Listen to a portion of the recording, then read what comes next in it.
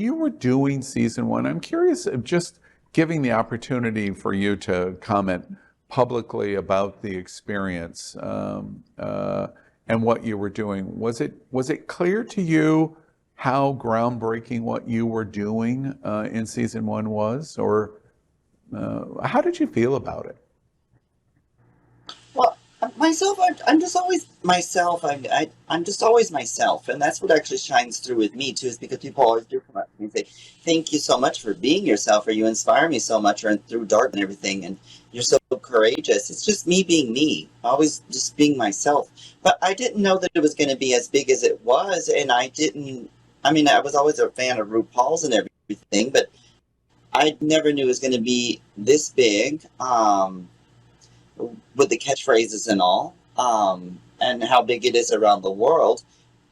And I thought it was going to be more of like a kumbaya kind of a thing. I thought we were going to be able to get together, me and the girls, and we'd be able to. I had a car, and we were going to be able to go out shopping to the garment district, and we would make things happen, you know. But it wasn't like that. And then, you know, World of Wonder isn't very nice. And what does that mean? Wow. That they're not very nice. They're just a typical Hollywood, you know, connection. I mean, they just exploit everybody and do their thing.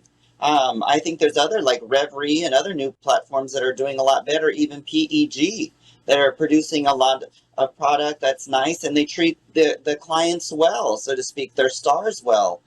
Yeah, and they don't cheat us.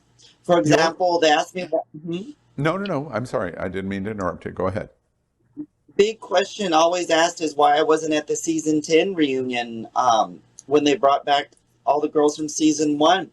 Well, the reason I wasn't there is because they were offering us an abysmal amount of money, and Trixie Mattel invited me to go on the road with her down to Australia. So I had to go where the money flows. No hard feeling. You could have phoned me in via satellite like this, and I could have said hi. Why couldn't we have done that? The Beatles did it back in the 60s, so why can we not do that in the 2000s? Is your was your experience when you were filming season one with World of Wonder doing it? They were doing something new. They had done other production products, but the first implementation of Drag Race was the experience of the filming of season one good for you, or no? It was awful, awful experience. Just awful because we would come into this warehouse out in the valley and the lights, the electricity would be off. We were filmed in August in the summer of 2018, and no, 2008, and then it came out in February, I believe, of 2009. 2009. Sure. Yeah, and then we would come in, and there was craft services, but there wasn't craft services for us. It was only for them there at World of Wonder. We were given potato chips and whatnot, so to speak. And I had come from the custom of working in Hollywood already, and music videos and commercial and all that stuff. So I was used to having beautiful setups, you know, craft services, and being part of the craft service, being able to go out, you know, and have whatever you want, but not with World of Wonder. No, they didn't do that for us. And I knew what I was doing. It's not my first time at the rodeo, so to speak, you know? Yeah, They done and away. in terms of what you were enduring, for example, like in the food and the heat situation, etc., was RuPaul and Michelle, were they aware of what the queens of season one were going through? Were they Well, aware of it? first of all, Michelle wasn't there. She wasn't there yet because she was off working. And I did Oh, that's ask right. Mama Ru. I said, RuPaul, I said, darling, I said, well, where is your sidekick from the TV show that was back on in the 90s? The one on VH1, Michelle Visage. The one that got sued by Madonna? Right. That's right. Hmm. See, I know the tea. Because VH1 used to show all this different stuff. And RuPaul, someone from World of Wonder actually told me too that RuPaul, the show on VH1, was canceled from VH1, the 3 seasons, because it was called the Black Drag Queen Channel. They were calling VH1 that.